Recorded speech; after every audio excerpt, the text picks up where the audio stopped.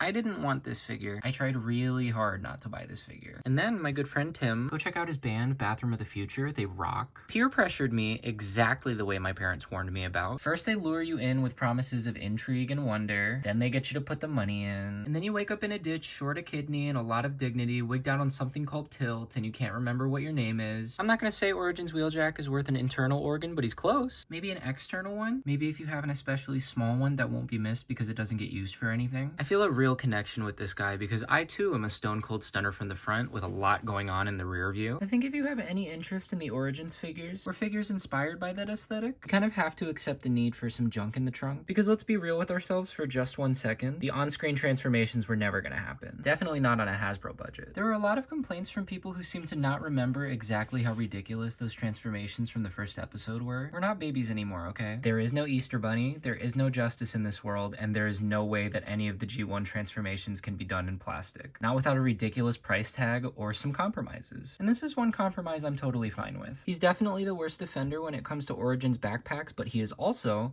a lot more fun than either of these two. He's got a lot more posing power than you'd think just looking at him. I'm always impressed when I bend the elbows because it sort of looks like they shouldn't be able to bend that far. Then again, I'm impressed by a lot of things like the bare minimum of affection or a $20 bill not soaked in blood. The ankles give more than enough tilt for some dynamic standing, and that is one expressive neck. Good neck, good head, good throat. But what good is all that posing without some accessories? I mean, still pretty good. There have been some absolute bangers over the years that came with nothing but a smile. Is he smiling? God, that's a lot of dice. Wheeljack, of course, comes with his iconic shoulder cannon, and it has the rare shoulder cannon ability to actually look pretty sick when you put it in his hand. That is a pretty mean looking pistol. Also comes with these little gear drill looking thingies. He can store away on his backpack, and I honestly think it improves the look a little bit. Really breaks up this sea of white like me at a Meghan Trainor concert. You can also pop one of them under the tip of the blaster if you want to pretend that Evo Fusion is alive and well. And finally, he has this. You know, Wheeljack's iconic this. You can plug it into the back just like with the gears, but unlike with the gears, it actively makes him look a lot worse. Obviously, this is more for vehicle mode, but we'll get there. Be patient. Oh my god, these colors are pretty. I don't mind the off-white eggshell earth mode Wheeljack, but these colors just pop.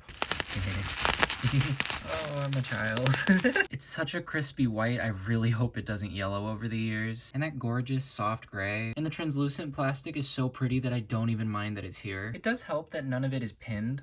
None of it feels like it's gonna break if I try and transform him. Not naming any names or anything. I've definitely been glazing this guy a lot, so fine, let's be objective for a second. The backpack is a lot and will definitely turn off some people. And his calves are on the thicker end, but you know, so are mine. But those are the only real marks against the robot mode, and they don't bother me at all. He has all the articulation that you could ask for. He can strike a dynamic pose and none of the thick pieces will get in the way. I would say that if the thickness bothers you, you should steer clear, but I was once like you. I was a doubter, a denier, a disbeliever, a Donald Duck enthusiast. But once I got him in hand, everything changed. He absolutely thrives with hand feel. He's so solid. He's so solid. He's so solid. Another common complaint I've heard about this figure is size. But if you know how I feel about animated B, then you know how I feel about this. If a figure has the engineering to warrant its price, then I do not care how big it is. And oh my goodness, does he have engineering. I forgot to mention this earlier, but I love the way that the backpack tabs into his little fins. Keeps everything a lot more solid. His legs are so thick for a reason, and it is not because he plays tennis. Well, not only that. Look at how much this unfurls. And all of the panels have more than enough clearance. None of them are knocking into each other, and all the joints feel so smooth and nice, and oh my god, it's all just so satisfying. The closest thing I have to a complaint for transformation is the fact that these pegs are translucent because the chest piece is translucent, but it never feels like it's being put under any stress when you peg them in. If I didn't have an anxiety disorder, this would not be a problem for me. I just need to pop my Prozac and breathe in the perfection of this alt mode. It is so nice. Perfect little sweet boxy space car. It kind of looks like the Cybertronian equivalent of a Volkswagen Beetle, which I imagine has to be frustrating for Bumblebee. That clear plastic really is gorgeous. When I first saw pictures of it, I was worried we were going to end up with another Jazz situation, where massive chunks of him were clear and they were shot through with pins and they always felt like they were gonna break when you were transforming him. But these are all inserts and they work perfectly. I wish it was always like this with clear plastic, but you know,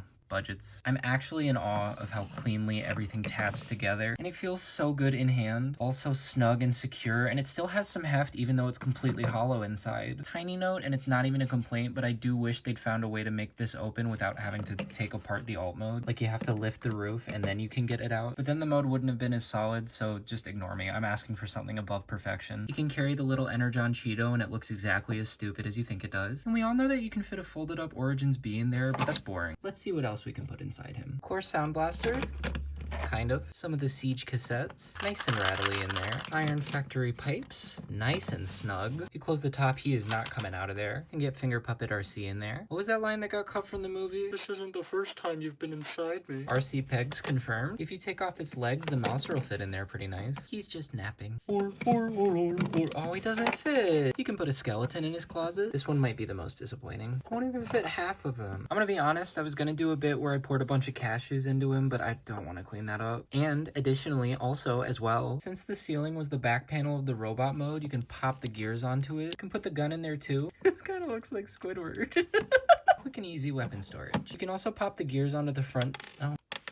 You can also pop the gears onto the front to mimic his singular action scene in this form, which brings us finally back to the big clear dark blue elephant in the room. Yeah, it's not a great look. No, it's not really accurate, and yes, it's pretty silly, but I don't mind it. If you don't like it, I have some fantastic news for you. Just pop it right back off. You can even stow it away in the alt mode if you pop it apart. Or you can reconstitute it into a weird little polygonal Cybertronian road. Hello! It's just the right width for the 3 points of contact that the vehicle mode has with the ground. That's another touch I love, that he's not just balancing on his under kibble. I mean, ostensibly he is, but it feels purposeful, like landing gear in a flight mode. And because it's elevated like that, from some angles, it kind of looks like he's floating. Okay, maybe not if he slides off the road. If you squint a little, from certain angles, kind of. I just think it's neat. Okay, shut up. One last tiny thing that I like before we wrap up, because I am incredibly sweaty. The port for storing the gun on the inside, and the one for pegging it in up top, they're the same port, and the peg hole doesn't even go all the way through. Like, there's still a platform between them. I don't know why I like it so much, you know? It's such a small, nothing thing, but it made me smile when I first noticed it, and I hope someday a designer sees this and knows how much the little nothing things are appreciated. And I think that's what Origins wheeljack really comes down to, the small stuff. All those little steps in the transformation, every gorgeous splash of color, a handful of fan-pleasing accessories.